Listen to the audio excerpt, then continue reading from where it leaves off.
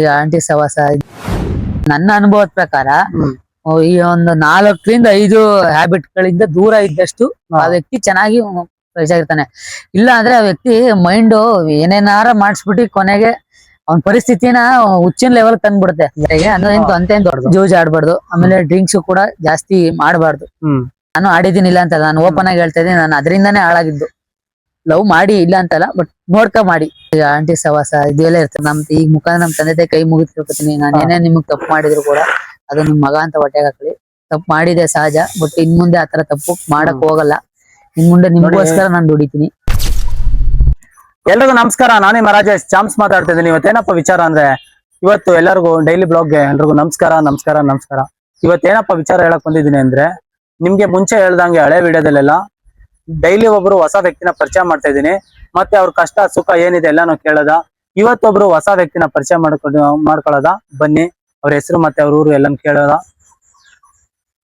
ನಮಸ್ಕಾರ ಬ್ರೋ. ನಮಸ್ತೆ. ಮತ್ತೆ ನಿಮ್ ಹೆಸರು? ಅನಂತ್ ಅಂತ. ಅನಂತ್. ಮತ್ತೆ ನಿಮ್ದು ಯಾವ ಊರು? ನಮ್ದು ಶ್ರೀರಂಗಪಟ್ಟಣ ತಾಲೂಕು ಲಾಲಿಪಳ್ಳಿ ಗ್ರಾಮ. ಅಲ್ಲಿ ನಿಮ್ದು ಸ್ವಂತ ಊರು ಯಾವ್ದು? ಸ್ವಂತ ಊರೇ ಶ್ರೀರಂಗಪಟ್ಟಣ ತಾಲೂಕು ಲಾಲಿಪಳ್ಳಿ ಗ್ರಾಮ. ಲಾಲಿಪಳ್ಳಿ ಅಂತ. ಲಾಲಿಪಳ್ಳಿ. ಎಲ್ಲಿ ಅದು? ಶ್ರೀರಂಗಪಟ್ಟಣದಿಂದ ಎಷ್ಟು ದೂರ? ಶ್ರೀರಂಗಪಟ್ಟಣದಿಂದ ಒಂದು 2 ಕಿಲೋಮೀಟರ್ 3 ಕಿಲೋಮೀಟರ್ ಆಗುತ್ತೆ. ಮತ್ತೆ ಬ್ರೋ ನೀವೇನ್ ಕೆಲಸ ಮಾಡೋದು? ನಾನ್ ಬಂದು ಬ್ರೋ ಈಗ ಆರ್ಟಿಸ್ಟ್ ಆಗ್ಬೇಕು ಅಂತ ಬೆಂಗಳೂರಿಂದ ಊರಿಂದ ಬೆಂಗಳೂರಿಗೆ ಬಂದಿದ್ದೀನಿ. ಸದ್ಯಕ್ಕೆ ಸಣ್ಣ ಪುಟ್ಟ ಮಾಡ್ತಾ ಇದ್ದೀನಿ. ಇನ್ನ ಅವಕಾಶಗಳು ಸಿಕ್ಕಿಲ್ಲ. ಅವಕಾಶಕ್ಕೋಸ್ಕರ ಕಾಯ್ತಾ ಇದ್ದೀನಿ. ಸೊ ನಿಮ್ ಮುಖಾಂತರ ಅವಕಾಶ ಸಿಗ್ಲಿ ಅಂತ ನಾನು. ಇಲ್ಲ ಬ್ರೋ, ಖಂಡಿತ ನಮ್ ಕೈಲಾಗುವಂತ ಹೆಲ್ಪ್ ನಾವು ಖಂಡಿತ ಮಾಡ್ತೀವಿ. ಬಟ್ ಈಗ ಅಂದ್ರೆ ನೀವು ಬೆಂಗಳೂರಿಗೆ ಬರೀ ಆರ್ಟಿಸ್ಟ್ ಆಗೋಕೆ ಅಂದ್ರೆ ಪ್ರಯತ್ನ ಪಡ್ತಿದ್ರಲ್ಲ, ಬೇರೆ ಏನಾದ್ರು ಕೆಲಸನ ಮಾಡ್ತಾ ಇದ್ದೀರಾ ಪಾರ್ಟ್ ಟೈಮ್ ಆಗಿ? ಈಗ ಸದ್ಯ ಪಾರ್ಟ್ ಟೈಮ್ ಆಗಿ ಈವೆಂಟ್ಸ್ ಹೋಗ್ತಾ ಇದೀನಿ. ಯಾಕಂದ್ರೆ ಬಾಡಿಗೆ ಇದೆಲ್ಲ ಮೇಂಟೈನ್ ಮಾಡಕ್ ಬೇಕೇ ಬೇಕು. ಎಷ್ಟು ಕೊಡ್ತಾರೆ ಬ್ರೋ ಅಲ್ಲಿ? ಈವೆಂಟ್ ಅಲ್ಲಿ ಒಂದು 750 ಕೊಡ್ತಾರೆ ಪರ್ ಡೇ. ಪರವಾಗಿಲ್ಲ, ಚೆನ್ನಾಗೈತೆ. ಸೊ ಬಾಡಿಗೆ ಎಲ್ಲ ಕಟ್ಟಬೇಕು. ಸ್ವಲ್ಪ ನಂದು ಕಮಿಟ್ಮೆಂಟ್ ಗಳು ಐತೆ.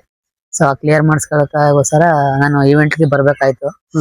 ಕಮಿಟ್ಮೆಂಟ್ ಎಲ್ಲ ಮುಗಿದ್ಮೇಲೆ ಮತ್ತೆ ನಾನು ನನ್ಗೆ ಏನಿದೆ ಅಂದ್ರೆ ಇವಾಗ ನೀವ್ ಹೇಳಿದ್ರಲ್ಲ, ನಾನು ಹೇಳ್ತಿರೋದು ಈಗ ನೀವು ಪಾರ್ಟ್ ಟೈಮ್ ಆಗಿ ಡ್ಯೂಟಿ ಮಾಡ್ಕೊಂಡು ಮತ್ತೆ ಚಾನ್ಸ್ಗೋಸ್ಕರ ಕಾಯ್ತಾ ಇದೀರಾ. ಹೌದು ಅಲ್ವಾ? ಹೌದು. ನಾನ್ ಹೇಳೋದು ಈಗ ನೀವು ಫುಲ್ ಟೈಮ್ ಇದಕ್ಕೆ ನೀವು ಮಾಡ್ತಾ ಇಲ್ಲ, ಬಟ್ ಎರಡು ಕೆಲಸ ಮಾಡ್ತಾ ಇದೀರಾ. ಪಾರ್ಟ್ ಟೈಮ್ ಇದನ್ನ ಮಾಡ್ಕೊಂಡು ಮತ್ತೆ ಏನ್ ಗೋಲ್ ನ ರೀಚ್ ಆಗಿ ಮಾಡ್ತಾ ಇದೀರಾ.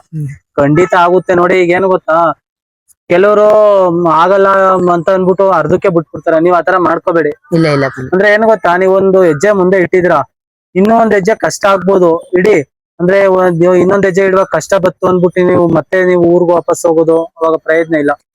ಮತ್ತೆ ಮನೆ ಕಡೆ ಎಲ್ಲ ಚೆನ್ನಾಗಿದಾರ? ಏನ್ ಅಪ್ಪ ಅಮ್ಮ ಯಾರ್ಯಾರು ಇದ್ರೆ? ಅದೇ ನಾನು ನಮ್ಮ ಅಪ್ಪ ಅಮ್ಮ ಇದ್ದೀವಿ. ಅವರು ಜಮೀನ್ ಐತೆ, ಸ್ವಲ್ಪ ಕೆಲಸ ಮಾಡ್ತಾ ಇದಾರೆ. ಸ್ವಲ್ಪ ಅವ್ರಿಗೆ ಸದ್ಯದ ನನ್ ಪರಿಸ್ಥಿತಿಲಿ ಅವ್ರು ನನ್ ಬಗ್ಗೆ ಯೋಚನೆ ಮಾಡ್ತಾ ಇದಾರೆ. ಇನ್ನು ಮದುವೆ ಬೇರೆ ಆಗಿಲ್ಲ ಅಂತ. ನನಗೆ ನನ್ ಗೋಲ್ ಮುಖ್ಯ. ನಾನು ಅದ್ ರೀಚ್ ಆಗ್ಲೇದ್ಮೇಲೆ ಮದುವೆ ಆಗ್ಬೇಕು ಅಂತ ನನ್ನ ಇಷ್ಟ.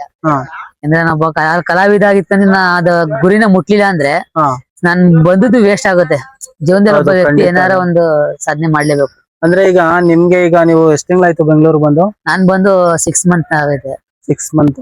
ಈಗ 6 ಮಂತ್ ಅಲ್ಲಿ ನಿಮ್ಗೆ ಯಾವತ್ತಾದ್ರೂ ಬೇಡ ನಾನು ಬಿಟ್ಟೋಗ್ಬಿಡ್ಬೇಕು, ನನ್ನ ಹತ್ರ ಕಾಸು ಅಮೌಂಟ್ ಇಲ್ಲ, ದುಡ್ಡು ಕಷ್ಟ ಬಂದೈತೆ, ಊಟಕ್ಕೆ ಮತ್ತೆ ಏನೋ ಅನ್ನೋ ತೊಂದ್ರೆ ಬರುತ್ತಲ್ವಾ? ಆತರ ನಿಮ್ಗೆ ತೊಂದರೆಗಳು ಏನಾದ್ರು ಬಂದಿರೋದಿದೆಯಾ? ಇಲ್ಲ ಮನೆ ಕಡೆ ಏನಾರು ಬೇಡ ಬಂದ್ಬಿಡು ಅಂತ ಹೇಳಿರೋದಿದ್ಯಾ? ಏನಾದ್ರು ನಿಮ್ಗೆ ಆತರ ಸಮಥಿಂಗ್ ಆತರ ಏನಾದ್ರು ಆಗಿದೆ? ಇದೆ. ಮನೆ ಕಡೆ ಫೋನ್ ಮಾಡಿ ಬಂದ್ಬಿಡು, ಅಲ್ಲೇನು ಯೂಸ್ ಆಗಲ್ಲ, ಮದುವೆ ಮಾಡ್ಕೊಂಡು ನಿಮ್ದಾಗಿ ಜಮೀನ್ ಕೆಲಸ ನೋಡ್ತಾ ಇರುವಂದು. ಬಟ್ ನಮ್ಗೆ ಹಂಗ ಆಗಲ್ಲ. ಯಾಕಂದ್ರೆ ಅವ್ರಲ್ಲಿ ಮಾತು ಕೊಟ್ಬಿಟ್ಟು ಬಂದಿದ್ದೀನಿ ಅಪ್ಪ ಅಮ್ಮಂಗೆ, ನಾನ್ ಬಂದ್ ಏನಾರ ಸಾಧನೆ ಮಾಡ್ಕೊಂಡು ಊರ್ಗ್ ಬರ್ಬೇಕು ಅಂತ. ಅದ್ ಮಾಡೇ ಮಾಡ್ತೀನಿ. ಇವತ್ತು ಕಷ್ಟ ಇರ್ಬೋದು, ಆ ಕಷ್ಟನೆಲ್ಲ ಪರಿಹಾರ ತೀರ್ಸ್ಕೊಂಡು ಖಂಡಿತ ನಾನು ಮುಂದೊಂದ್ ದಿನ ಭಾಷೆ ಕಲಾವಿದ ಆಗೇ ಆಯ್ತೀನಿ. ಅಲ್ಲ, ನೀವ್ ಹೇಳಿದ್ರಲ್ಲ ಈಗ ನಿಮ್ದು ಓಕೆ, ಅದು ಒಂದು ಒಳ್ಳೆ ಐಡಿಯಾನೇ ನೋಡಿ. ಈಗ ನಾನು ಹೇಳ್ತಾ ಇರೋದೇನು ಅಂದ್ರೆ, ಈಗ ನೀವು ಈಗ ಮನೇಲಿ ಅಪ್ಪ ಅಮ್ಮ ಈಗೆಲ್ಲ ಜಮೀನೆಲ್ಲ ಎಷ್ಟಾಯ್ತು ನಿಮ್ಗೆ? ನಮ್ದು ಇನ್ನ ಭಾಗ ಆಗಿಲ್ಲ. ನೀವ್ ಎಷ್ಟ್ ಜನ ಅಣ್ಣ ತಮ್ಮಂದಿರು? ನಾವು ಇಬ್ರೇನೆ, ಅಕ್ಕ ಮತ್ತೆ ತಮ್ಮ. ಅಕ್ಕ ತಮ್ಮ ಇಬ್ರು. ಅಕ್ಕನ ಮದ್ವೆ ಮಾಡಿದ್ವಿ, ಮೈಸೂರ್ಗೆ ಆಗಿದ್ದಾರೆ. ಮೈಸೂರ್ಗೆ ಬಂದ್ರೆ ನಾನು ಹೇಳೋದು, ಈಗ ನಿಮ್ಗೆ ಯಾವಾಗ್ಲಾರು ನಾನು ಈಗ ಅಮೌಂಟ್ ವಿಚಾರದಲ್ಲಿ ನಿಮ್ಗೆ ಯಾರು ಕೊಡ್ತೀನಿ ಅಂತ ಹೇಳುದು, ಮತ್ತೆ ಕೊಡೋಂಗಿಲ್ಲ, ಯಾಮರ್ಸೋದು, ಈ ತರ ಏನಾದ್ರು ಅನುಭವ ಆಗಿದ್ಯಾ? ಅಂದ್ರೆ ಮಾಮೂಲಿ ಆಗೈತೆ. ಬಟ್ ನಾನು ಸುಮಾರು ಕಡೆ ದುಡ್ಡಿಲ್ಲ ಪಾಪ. ನನ್ನ ಒಂದು ಇದಕ್ಕೋಸ್ಕರ ಕೆಲವ್ರ ಹತ್ರ ದುಡ್ಡು ಇಸ್ಕೊಂಡಿದೀನಿ. ಹಾ. ಸೊ ಕೆಲವ್ರಿಗೆ ನಾನು ಈ ಮುಖಾಂತರ ಕೈ ಮುಗಿದು ಕೇಳ್ಕೊತೀನಿ. ಸೊ ನಾನು ಯಾರ ಹತ್ರ ದುಡ್ಡು ಇಸ್ಕೊಂಡಿದೀನೋ ಹಾ. ಎಲ್ಲಾನು ಕೂಡ ಕೊಡ್ತೀನಿ. ನಾನು ಯಾರಿಗೂ ಮೋಸ ಮಾಡಲ್ಲ. ಒಬ್ಬರಾಗ ಸ್ವಲ್ಪ ತೀರ್ಸ್ಕೊಂಡ್ ಬರ್ತೀನಿ. ಸೊ ಸದ್ಯಕ್ಕೋಸ್ಕರ ಪರಿಸ್ಥಿತಿ ನಮ್ಗೆ ತೀರ್ಸಕ್ ಆಗ್ತಾ ಇಲ್ಲ. ಹ್ಮ್. ಎಲ್ರಿಗೂ ಈ ಮುಖಾಂತರ ನಾನು ದಯವಿಟ್ಟು ಕೇಳ್ಕೊತೀನಿ, ನಿಮ್ಗೆ ಏನೇ ಇದ್ರು 1 ರೂಪಾಯಿನೂ ಕೂಡ ಯಾರ್ದು ನಾನು ಬಿಡಲ್ಲ. ಎಲ್ರಿಗೂ ಲೆಕ್ಕ ಬರ್ದ್ ಮಡಗಿದೀನಿ. ಎಲ್ರಿಗೂ ಖಂಡಿತ ಕೊಡ್ತೀನಿ, ಸ್ವಲ್ಪ ಕಾಯಿರಿ. ಈಗ ಕೆಲವ್ರಿಗೆ ನೋಡಿ, ಈಗ ನೀವ್ ಹೇಳಿದ್ರಿ ಅನಂತವ್ರೆ, ಕೆಲವರು ನೋಡಿ ಕೆಲವ್ರ ಲೈಫಲ್ಲಿ ಒಂದ್ ಟೈಮ್ ಬೆಂಗಳೂರಿಗೆ ಬಂದಾಗ ಏನೋ ಅವ್ರಿಗೊಂದ್ ಸಮಸ್ಯೆ ಬರುತ್ತೆ ಅವರ ಬಾಡಿ ವಿಚಾರದಲ್ಲಿ. ಅವ್ರಿಗೆ ಏನೋ ಒಂದು ಮನ್ಸಿಗೆ ಏನೋ ಒಂದ್ ತೊಂದ್ರೆ ಬಂದಾಗ ಹಾಸ್ಪಿಟ್ಲಿಗೂ ದುಡ್ಡಿರಲ್ಲ.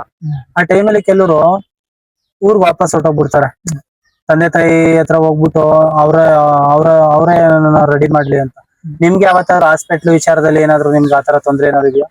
ಅದೇ ಈಗ ಸ್ವಲ್ಪ ಲಿವರ್ ಒಂಚೂರು ಇನ್ಸ್ಪೆಕ್ಷನ್ ಆಗಿತ್ತು. ಹಾ. ಸೊ ಅದೇನ್ ದೊಡ್ಡ ಕಾಯಿಲೆ ಇಲ್ಲ, ಲಿವರ್ ಇನ್ಫೆಕ್ಷನ್ ಆಗಿತ್ತು ಸ್ವಲ್ಪ ಲೈಟ್ ಆಗಿ.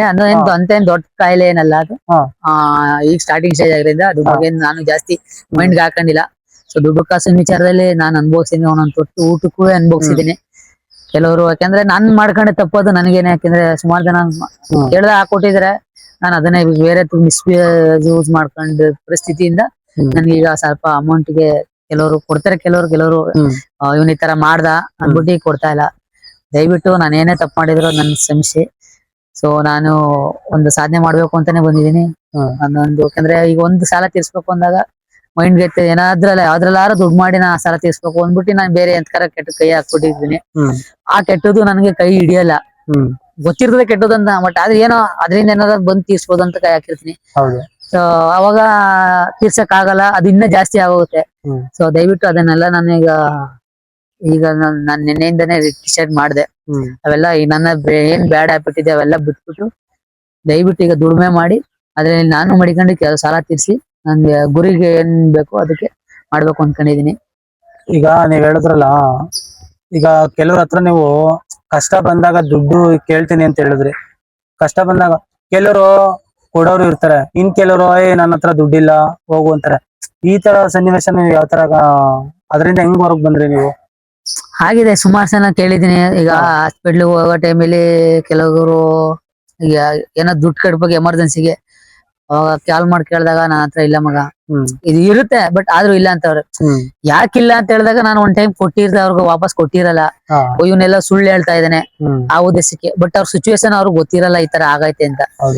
ಆದ್ರೂ ಕೂಡ ಅವ್ರೇನೋ ಅಂತಾರೆ, ಬಿಡು ಈ ನನ್ ಮಗ ಅದೇ ಏನೋ ಹೇಳ್ತಾನ ಪ್ರಕಾರ. ಈಗ ನೋಡಿ, ಸುಳ್ಳು ಅಂತ ಇಟ್ಕೊಂಡು ನಮ್ಗೊಂದು ಈಗ ಜಾಸ್ತಿ ಮನುಷ್ಯ ಸುಳ್ಳು ಹೇಳೋದ್ ಸರಿನೋ ಇಲ್ಲ ಕಡಿಮೆ ಸುಳ್ಳು ಹೇಳೋದ್ ಸರಿನೋ? ನನ್ ಪ್ರಕಾರ ಬ್ರೋ ಸುಳ್ಳು ಹೇಳೋದೇ ಅಲ್ಲ. ಸುಳ್ಳು ಏನೋ ಹಿಂದ್ ಬಂದಾಗ ಹೇಳ್ಬೋದು, ಒಂದ್ ಟೈಮ್ ಹೇಳ್ಬೋದು, ಬಟ್ ಸುಳ್ಳೇ ಜೀವನ ಮಾಡ್ಕೊಂಡ್ರೆ ಅದು ನಮ್ ಲೈಫ್ಗೆ ನಾವೇ ಮಿತ್ತು ತಗೊಬಂದಂಗೆ. ನನ್ನ ಅನುಭವ ಆಗಿರೋದಂಗೆ. ಅಂದ್ರೆ ನೀವ್ ಹೇಳೋದು ಸುಳ್ಳಿನ ಸಮುದ್ರ ಕಟ್ಟಬಾರ್ದು ಅಂತ ನೀವ್ ಹೇಳೋದು? ಕಟ್ಟಬಾರ್ದು. ಯಾಕಂದ್ರೆ ಸುಳ್ಳು ಯಾವಾಗ್ಲೂ ಸಮುದ್ರ ಸುಳ್ಳು ಹೇಳ್ಕೊಯ್ತಿದ್ರೆ ಒಂಥರ ಅಲೆ ಹೊಡೆದಂಗ ಅದು. ಒಂದೊಂದ್ ಸುಳ್ಳು ಸೃಷ್ಟಿ ಆಯ್ತಾ ಇರ್ತವೆ. ಸಮುದ್ರದಲ್ಲಿ ಒಂದ್ ಅಲೆ ಹೊಡಿತೆ ನೋಡಿ, ಒಂದ್ ಅಲೆಗೆ ಒಂದ್ ಸುಳ್ಳು, ಇನ್ನೊಂದ್ ಅಲೆ ಹಂಗೆ ಸಮುದ್ರದ ಅಲೆ ಬಂದಂಗೆ ಸುಳ್ಳು ಹೋಗ್ತಾ ಇರ್ತವೆ. ನಾವ್ ಒಂದ್ ಸುಳ್ಳು ಹೇಳಿದ್ರೆ ಅದು ಸುಳ್ಳು ಆಗ್ತಾ ಇರುತ್ತೆ ಅಂತ ನೀವ್ ಹೇಳೋದು. ಈಗ ನೀವು ಸತ್ಯ ಹೇಳಿದ್ರೆ ಅವತ್ತು ನಿಮ್ಗೆ ಎಲ್ಲಾರು ದುಡ್ಡು ಹೆಲ್ಪ್ ಮಾಡೋದು. ನೀವು ಒಂದ್ ಸುಳ್ಳು ಹೇಳೋದ್ರಿಂದ ಆ ಸುಳ್ಳು ಇನ್ನೊಂದ್ ಸುಳ್ಳು ಹೇಳಿ ಮತ್ತೆ ಸುಳ್ಳಾಗಿ ನಿಮ್ನ ನಂಬ್ತಾ ಇಲ್ಲ ಅಂತ ನೀವ್ ಹೇಳ್ತಿದ್ರ. ಈಗ ನಿಮ್ಗೆ ಯಾವತ್ತಾದ್ರೂ ಈಗ ನೀವ್ ಹೇಳಿದ್ರಿ ತಂದೆ ತಾಯಿ ವಿಚಾರದಲ್ಲಿ ಈಗ ತಂದೆಗೆ ಏನಾದ್ರು ಬೈಯೋದು, ನೀವು ಬೋದಿರೋದು, ದುಡ್ಡು ಕೊಡು ಅಂತ ತಂದೆನ ಕೇಳಿರೋದು, ಈ ತರ ಏನಾದ್ರು ಮಾಡಿದಿರಾ? ಆಗೈತೆ ನನ್ನ ಲೈಫ್ ಅಲ್ಲಿ.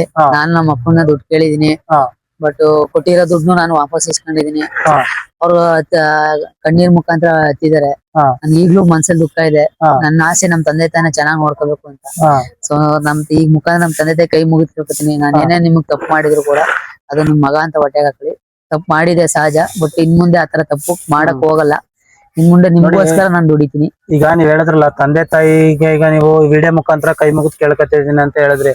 ನೋಡಿ, ಇದು ಪ್ರತಿಯೊಬ್ರು ತಿಳ್ಕೊಬೇಕಾದ ವಿಚಾರ. ತಂದೆ ತಾಯಿನ ಯಾರು ಅಯ್ಯೋ ಅನ್ಸ್ಬಾರ್ದು. ಯಾಕೆಂದ್ರೆ ಅವ್ರು ಹಾಕೋ ಶಾಪ ನಿಜ. ಅವರು ತಂದೆ ತಾಯಿನ ಅಯ್ಯೋ ಅನ್ಸ್ತವ್ರು ಯಾರು ಉದ್ಧಾರ ಆಗಿಲ್ಲ.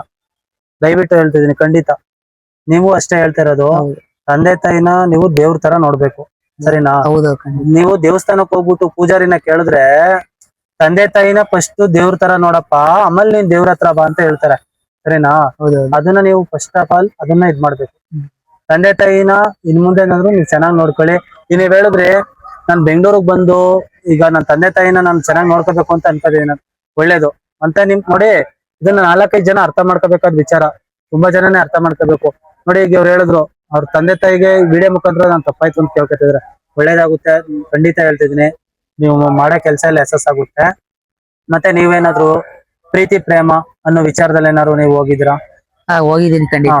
ನಾನು ನಿಮ್ಗೆ ಏನಾದ್ರು ಲವ್ ಇತ್ತಾ? ಲವ್ ಆಗಾಯ್ತು ಕಾಲೇಜಲ್ಲಿ. 2-3 ಜನ, ಒಂದಿಬ್ರು ಹುಡುಗಿರು ಲವ್ ಮಾಡಿದ್ದೆ. ಅವ್ರೆಲ್ಲ ಒಂದ್ 6 ತಿಂಗಳು ಚೆನ್ನಾಗೇ ಇದ್ರು. ಏನೋ ಕಾರಣಾಂತರದಿಂದ ಹೊಂಟೋದ್ರು. ಅದಾದ್ಮೇಲೆ ಲವ್ ಅನ್ನೋದ್ರ ಬಗ್ಗೆ ನಾನು ಇಂಟ್ರೆಸ್ಟ್ ಹೊಡಾಯ್ತು.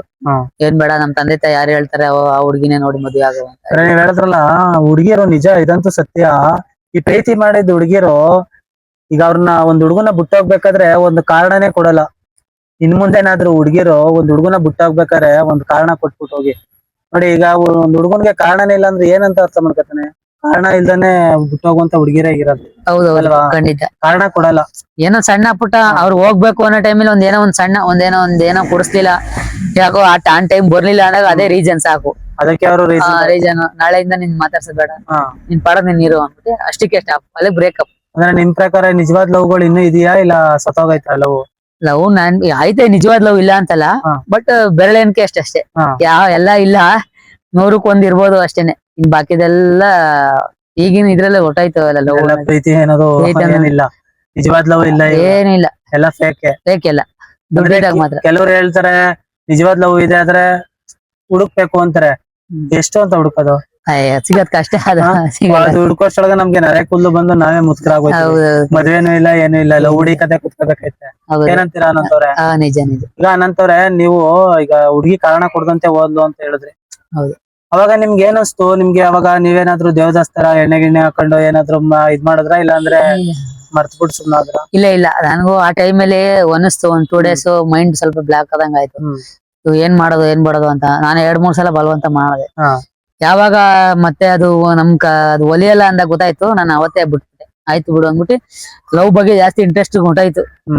ಬಿಡು, ಈಗ ನಾವ್ ಅವ್ರಿಗೋಸ್ಕರ ನಾವೇ ತಲೆ ಕೆಡ್ಸ್ಕೊಂಡು ಹುಚ್ಚಾಗೋದು, ಅಪ್ಪ ಅಮ್ಮನ್ ಮಾತು ಕೇಳ್ಕೊಂಡು ಹೋಗೋದ ಅಂದ್ಬಿಟ್ಟು ನಾನು ಡಿಸೈಡ್ ಮಾಡಿದೆ. ನಾನ್ ನೆನ್ನೆಲ್ಲ ರಾತ್ರಿ ಎಲ್ಲ ಕುತ್ಕೊ ಯೋಚನೆ ಮಾಡಿದೆ.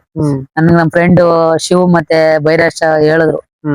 ಭೈರಶ್ಗಿಂತ ನಂಗೆ ಶಿವು ಜಾಸ್ತಿ ನನ್ಗೆ ಬುದ್ಧಿವಾದ ಹೇಳೋದಲ್ಲಿ ಜಾಸ್ತಿ ಹೇಳೋದು. ನಿಮ್ ಈ ತರ ಎಲ್ಲ ನಿಮ್ ಕೆಟ್ಟ ಹ್ಯಾಬಿಟ್ಗಳೆಲ್ಲ ಬಿಟ್ಬಿಡ್ ಮಗ, ಉದ್ದಾರಾಗಲ್ಲ. ನಾನ್ ಫ್ರೆಂಡ್ ಆಗಿ ಹೇಳ್ತಾ ಇದೀನಿ, ನೀನು ಒಂದು ಬೆಳಿಬೇಕು, ಇಲ್ಲಿ ಇಂಡಸ್ಟ್ರಿ ಬೆಳಿಬೇಕು ಅಂದ್ರೆ ಒಂದು ಕಷ್ಟಪಟ್ಟು ದುಡಿ, ದುಡ್ಡು ಉಳಿತಾಯ ಮಾಡು. ಜೊತೆಗೆ ನೀನ್ ಏನ್ ಅನ್ಕೊಂಡಿ ಅದ್ರ ಬಗ್ಗೆ ಜಾಸ್ತಿ ಗಮನ ಕೊಡು. ಅದ್ ಬಿಟ್ಬಿಡು ನೀನ್ ಈ ತರ ಬೇರೆ ಕೆಟ್ಟೆಲ್ಲ ಆಟ ಆಡ್ಕೊಂಡು ಹೋದ್ರೆ ನೀನ್ ಮುಂದ್ ಬರಕ್ ಆಗಲ್ಲ. ನಾನು ನಿನ್ಗೋಸ್ಕರ ಫ್ರೆಂಡ್ ಆಗಿ ಹೇಳ್ತಾ ಇರೋದು, ಬೇರೆ ಯಾರು ಈ ತರ ಹೇಳಲ್ಲ, ಯಾರು ಹೇಳಲ್ಲ. ಒಟ್ಟಲ್ಲಿ ಇವ್ರು ನನ್ಗ್ ಸಿಕ್ಕಿರೋ ಇಬ್ರು ಫ್ರೆಂಡ್ ಅವರು ಬೇರೆ ಯಾರಿಗೂ ಹೇಳತ್ತಾರ, ನನ್ಗೆ ಹೇಳಿರತ್ತಾರ, ಬೇರೆ ಯಾರಿಗೂ ಹೇಳೇ ಇಲ್ಲ ಅಷ್ಟು. ಅದು ಜಾಸ್ತಿ ಫ್ರೆಂಡ್ ಆಗಿಲ್ಲ, ಬಂದ್ 6 ತಿಂಗಳು ಅಷ್ಟೇನೆ ಅವ್ರು ನನ್ ಪರಿಚಯ ಆಗಿರೋದು. ನಿಮ್ಗೊಂದು ಬುದ್ಧಿವಾದ ಫ್ರೆಂಡ್ಸ್. ಇನ್ ಕೆಲವು ಫ್ರೆಂಡ್ಸ್ ಗಳು ಈಗ ನೋಡಿ, ಈಗ ನಿಮ್ಗೆ ಒಳ್ಳೆ ಫ್ರೆಂಡ್ಸ್ ಸಿಕ್ಕವ್ರೆ ಅಂತ ಹೇಳಿದ್ರಿ. ನಿಮ್ಗೂ ಈಗ ನೋಡಿ ಒಳ್ಳೆ ಫ್ರೆಂಡ್ ಇದಾರೆ, ಈಗ ನಿಮ್ಗೆ ಕೆಟ್ಟ ಫ್ರೆಂಡ್ಸ್ ಅಂತ ಯಾರು ಸಿಕ್ಕಿದಾರ? ಕೆಟ್ಟ ಫ್ರೆಂಡ್ಸ್ ಇದಾರೆ, ದುಡ್ಡು ಗಿಡ್ ಬೇಕಾದ ಅದೇ ಹೇಳಿ ದುಡ್ಡು ಕಾಸ್ಕೋಸ್ಕರ ಅವರು ಫ್ರೆಂಡ್ ಇದಾರೆ ಲೈಫ್ ಇದಾರೆ ಇಲ್ಲ ಅಂತ. ಈಗ ನೋಡಿ ನೀವು ಈಗ ಇದೆಲ್ಲ ಹೇಳಿದ್ರಿ ಏನಂತವ್ರೆ, ಈಗ ಪ್ರೀತಿ ಬಗ್ಗೆ ಹೇಳಿದ್ರಿ, ಫ್ರೆಂಡ್ ಬಗ್ಗೆ ಹೇಳಿದ್ರಿ, ನಿಮ್ಮ ಜೀವನದ ಬಗ್ಗೆ ಹೇಳಿದ್ರಿ, ಮತ್ತೆ ತಂದೆ ತಾಯಿನ ಯಾರು ಕಷ್ಟ ಕೊಡ್ಬಾರ್ದು ಅನ್ನೋದು ಅದ್ರ ಬಗ್ಗೆನೂ ಹೇಳಿದ್ರಿ. ಈಗ ನಿಮ್ಗೆ ಅಡಿಷನ್ ಬಗ್ಗೆನೂ ಹೇಳಿದ್ರಿ, ಅಂದ್ರೆ ಯಾವ್ದು ಮಾದಕ ವಸ್ತುಗಳು ಇದಾವ್ದು ಮಾಡ್ಬಾರ್ದು ಅಂತ ಇದ್ರ ಬಗ್ಗೆನೂ ಹೇಳಿದ್ರಿ. ಇದೆಲ್ಲ ಮಾಡಿ ನನ್ ಜೀವನ ಈ ತರ ಆಯ್ತು ಅಂತ ನೀವ್ ಹೇಳಿದ್ರಿ. ಈಗ ನಾನ್ ಹೇಳೋದು, ಈಗ ಕೆಟ್ಟು ಕೆಲ್ಸನ ಈಗ ಕೆಲವು ಹುಡುಗರು ಚಿಕ್ಕ ಏಜ್ಗೆ ಈಗ ಅಡಿಷನ್ ಎಲ್ಲ ಕಲ್ತ್ಬಿಟ್ಟಿದ್ದಾರೆ. ಚಿಕ್ಕ ಏಜ್ಗೆ ಅಡಿಷನ್ ಎಲ್ಲ ಕಲ್ತಿದ್ದಾರೆ ಅಲ್ವಾ ಗೈಸ್? ನೀವು ನೋಡ್ತಾ ಇದೀರಾ, ನಿಮ್ಗೆ ಗೊತ್ತು ಎಷ್ಟೋ ಜನ ಚಿಕ್ಕ ಹುಡುಗರೆಲ್ಲ ಕಲ್ತಿದ್ದಾರೆ. ಇಂಥವ್ರಿಗೆ ನೀವೇನ್ ಹೇಳಕ್ ಇಷ್ಟಪಡ್ತೀರಾ? ನಾನು ಹೇಳೋದು ಚಿಕ್ಕ ಹುಡುಗರು ಅಂದ್ರೆ ದಯವಿಟ್ಟು ಯಾರು ಕೂಡ ಈ ಡ್ರಗ್ಸ್ ಆಗಿರ್ಬೋದು, ಈ ಗಾಂಜಾ, ಈ ಸಿಗರೇಟ್, ಎಣ್ಣೆಗೆ ದಯವಿಟ್ಟು ಯಾರು ಅಡಿಕ್ಟ್ ಆಗ್ಬೇಡಿ. ಯಾಕಂದ್ರೆ ಅದು ಅವನ್ ಲೈಫ್ ಅವರೇ ಹಾಳು ಮಾಡ್ಬಿಡುತ್ತೆ. ಆದ್ರಿಂದ ಇಲ್ಲ, ಯಾವ್ದೇ ಪ್ರಪಂಚದಲ್ಲಿ ಯಾರು ಡ್ರಿಂಕ್ಸ್ ಮಾಡ್ದಾನೆ ಮಾಡ್ದಾನೆ ಯಾರು ಇರಬೇಕು. ಯಾವಾಗ್ಲೂ ಅಪರೂಪ ಒಂದ್ ಟೈಮ್ ಇರ್ಬೇಕು. ಅದನ್ನೇ ಲೈಫ್ ಆಗಿ ಯೂಸ್ ಮಾಡಕ್ ಹೋಗ್ಬೇಡಿ. ಅಂದ್ರೆ ಅದನ್ನೇ, ಅಂದ್ರೆ ಈಗ ನೋಡಿ ನೀವ್ ಹೇಳೋದ್ ಹೆಂಗೆ ಅಂದ್ರೆ, ಈ ಡ್ರಿಂಕ್ಸ್ ಆಗ್ಲಿ ಇದೇನೇ ಆದ್ರೂ ಚಪ್ಲಿ ತರ ಬಿಟ್ಬಿಡ್ಬೇಕು ಅಂತ ನೀವ್ ಹೇಳೋದು. ಹೌದು ಅಂದ್ರೆ ಈಗ ಮುಳ್ಳು ಚುಚ್ಚಿದ್ರೆ ನಾವು ಚಪ್ಲಿ ಮೆಟ್ಕೋಬೇಕು, ಮುಳ್ಳಿಲ್ಲ ಅಂದ್ರೆ ಚಪ್ಲಿ ಮೆಟ್ಕೋಬಾರ್ದು ಅನ್ನೋ ಅರ್ಥದಲ್ಲಿ ನೀವ್ ಹೇಳ್ತೀರಾ. ಹೌದೌದು ಈಗ ನಮ್ಗೆ ಎಲ್ಲಾ ಟೈಮು ಅದನ್ನ ಮಾಡ್ಬೇಡಿ, ಯಾವ್ದಾರ ಒಂದ್ ಟೈಮು ಸೋಷಿಯಲ್ ಡ್ರಿಂಕರ್ ಆಗಿ ಮಾಡಿ ಇದ್ ಮಾಡಿ, ಅಂದ್ರೆ ಅದನ್ನ ಅಡಿಕ್ಟ್ ಆಗ್ಬೇಡಿ ಅಂತ ನೀವ್ ಹೇಳ್ತಿದ್ರ. ಅದೇ ನಾನು ಹೇಳ್ದಂಗೆ ಚಪ್ಲಿ ಬಿಟ್ಟಂಗ್ ಬಿಟ್ಬಿಡ್ಬೇಕು ಅದನ್ನ. ಹೌದು. ಮುಳ್ಳು ಚುಚ್ಚಾಗ ಮಾತ್ರ ಚಪ್ಲಿನ ಮೆಟ್ಕೋಬೇಕು, ಇಲ್ಲ ಅಂದ್ರೆ ಚಪ್ಲಿ ಮೆಟ್ಕೋಬಾರ್ದು ಅನ್ನೋ ಅರ್ಥದಲ್ಲಿ ನೀವ್ ಹೇಳಿದ್ರ. ಈಗ ನನ್ನ ಅನುಭವದ ಪ್ರಕಾರ ಈ ಒಂದು 4 ರಿಂದ 5 ಹ್ಯಾಬಿಟ್ ಗಳಿಂದ ದೂರ ಇದ್ದಷ್ಟು ಆ ವ್ಯಕ್ತಿ ಚೆನ್ನಾಗಿ ಫ್ರೆಶ್ ಆಗಿರ್ತಾನೆ. ಇಲ್ಲ ಅಂದ್ರೆ ಆ ವ್ಯಕ್ತಿ ಮೈಂಡ್ ಏನೇನಾರ ಮಾಡಿಸ್ಬಿಟ್ಟು ಕೊನೆಗೆ ಅವನ ಪರಿಸ್ಥಿತಿನ ಹುಚ್ಚಿನ ಲೆವೆಲ್ ತಂದ್ಬಿಡುತ್ತೆ. ಯಾವ್ದೋ ಒಂದು 4-5 ಒಂದು, ದಯವಿಟ್ಟು ಯಾರು ಜೂಜಾಡಕ್ಕಂತ ಹೋಗ್ಬಿಡಿ. ಯಾಕಂದ್ರೆ ನಾನು ಆಡಿದ್ದೀನಿಲ್ಲ ಅಂತ ನಾನು ಓಪನ್ ಆಗಿ ಹೇಳ್ತಾ ಇದ್ದೀನಿ. ನಾನು ಅದರಿಂದಾನೇ ಹಾಳಾಗಿದ್ದು. ಅದರಿಂದಾನೇ ಹಾಳಾಗಿ ನಾನು ಅದರಿಂದ ಬಿಡ್ಬೇಕು ಅಂತಾನೆ ನಾನು ರಾತ್ರಿ ಎಲ್ಲ ಯೋಚನೆ ಮಾಡಿದೆ. ಯಾವಾಗ ನಮ್ಮ ಹುಡುಗರು 2-3 ಸರಿ ಹೇಳಿದ್ರು ಒಂದ್ 2 ದಿವಸ ಬಿಡ್ಬಿಡುವೆ.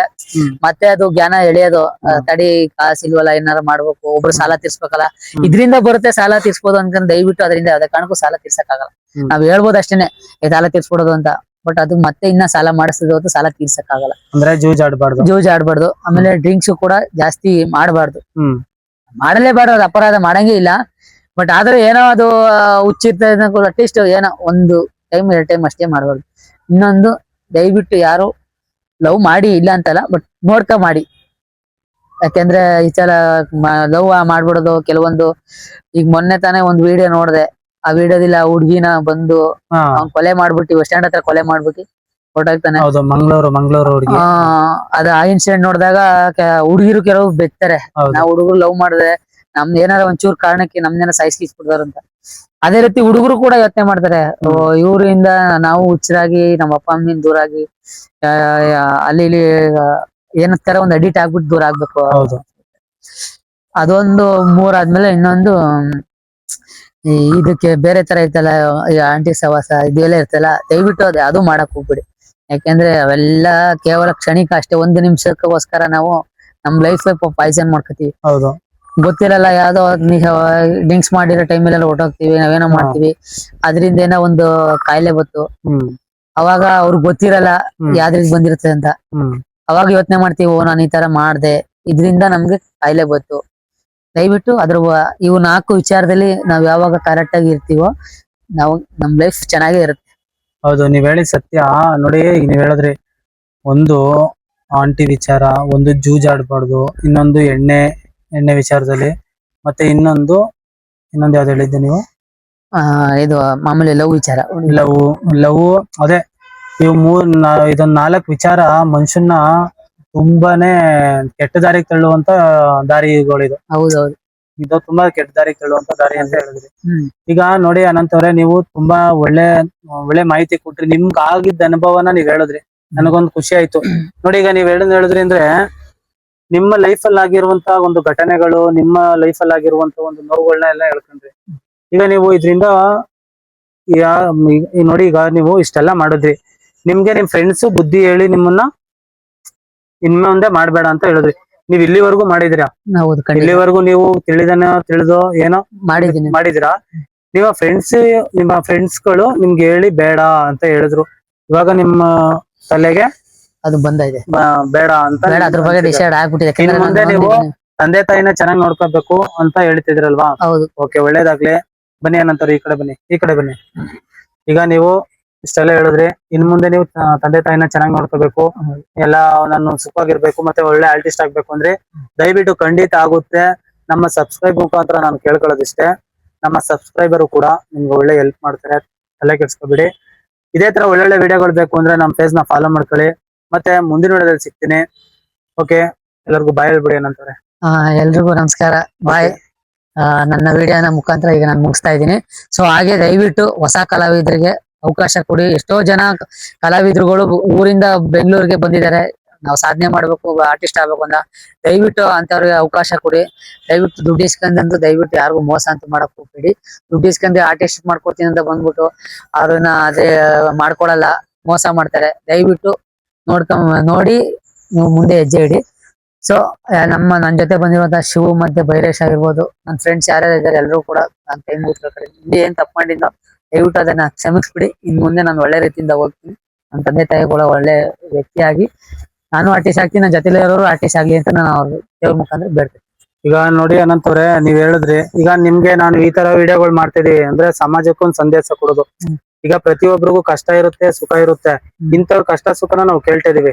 ಇಂಥ ವಿಡಿಯೋಗಳು ನಿಮ್ಗೆ ಏನ್ ಅನ್ಸುತ್ತೆ ಇವಾಗ? ಈ ತರ ವಿಡಿಯೋಗಳನ್ನ ನಾವು ಮಾಡ್ಬೇಕಾ, ಇಲ್ಲ ಅಂದ್ರೆ ಇಲ್ಲಿಗೆ ಸ್ಟಾಪ್ ಮಾಡ್ಬೇಕಾ? ಇಲ್ಲ ಮಾಡ್ಬೇಕು. ಈ ತರ ವಿಡಿಯೋ ಮಾಡೋದ್ರಿಂದ ಎಷ್ಟೋ ಜನಗಳಿಗೆ ಜನ ನೋಡ್ತಾರೆ, ಪಬ್ಲಿಸಿಟಿ ನೋಡ್ತಾರೆ. ಕೆಲವರು ಪ್ರಾಬ್ಲಮ್ ಅಲ್ಲಿ ಇರ್ತಾರೆ, ಕೆಲವರು ಈ ತರ ಏನೋ ಚಾನ್ಸ್ ಇದ್ದೇನೆ ಇರ್ತಾರೆ. ಅವ್ರಿಗೆ ನಿಮ್ ಕಡೆಯಿಂದ ಒಂದ್ ಹೆಲ್ಪ್ ಆಗುತ್ತೆ. ನೋಡಿ ಇದೇ ತರ ಒಳ್ಳೊಳ್ಳೆ ವಿಡಿಯೋಗಳನ್ನ ಮಾಡ್ತಾ ಇರ್ತೀನಿ. ನೋಡಿ ಸಮಾಜಕ್ಕೆ ಒಂದ್ ಸಂದೇಶ ಇರ್ಬೇಕು. ಈಗ ಕಷ್ಟ, ಈಗ ನೋಡಿ ಎಲ್ಲಾರು ಈಗ ಫಿಲಂ ಅಲ್ಲಿ ಆಗ್ಲಿ ಇಲ್ಲ ಒಳ್ಳೆ ಸಾಧನೆ ಮಾಡಿರೋ ಹತ್ರ ಹೋಗಿ ಕ್ಯಾಮ್ರಾ ಹಿಡಿತಾರೆ. ಯಾಕೆಂದ್ರೆ ಅವ್ರೇನೋ ಸಾಧನೆ ಮಾಡೋರು ಅಂತ ಅವ್ರ ಹತ್ರ ಹೋಗಿ ಹಿಡಿತಾರೆ. ಬಟ್ ನಮ್ಮಂತ ಮಿಡಲ್ ಕ್ಲಾಸ್ ಅವ್ರ ಕಷ್ಟ, ನಮ್ಮಂತವ್ರ ಕಷ್ಟನ ಯಾರು ಕೇಳ್ತಾರೆ? ನಮ್ಮಂತವ್ರ ಕಷ್ಟನ ನಮ್ಮಂತವ್ರೇ ಕೇಳ್ಬೇಕು. ಅದರಿಂದ ನಾನು ಇದೇ ತರ ಒಳ್ಳೊಳ್ಳೆ ವಿಡಿಯೋಗಳನ್ನ ಮಾಡ್ತಾ ಇರ್ತೀನಿ. ದಯವಿಟ್ಟು ನನಗೆ ಸಪೋರ್ಟ್ ಮಾಡಿ. ಮುಂದಿನ ವಿಡಿಯೋದಲ್ಲಿ ಸಿಗ್ತೀನಿ. ಓಕೆ ಫ್ರೆಂಡ್ಸ್, ಎಲ್ರಿಗೂ ನಮಸ್ಕಾರ.